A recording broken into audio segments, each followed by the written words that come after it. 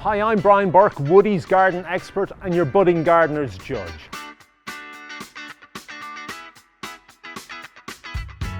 The final phase of your project is show it. Now is the time to tidy up your garden and maybe add a little something to finish it off. Do any of your plants need to be deadheaded? Do any of your plants need support? Could you perhaps add a little feature or an accessory to create that finished effect? Don't forget to record your progress on your A2 project sheet. You could include a written paragraph on what you did to get your garden ready for showing and how you got on. You could include a drawing of the garden as it turned out. You could include some photographs.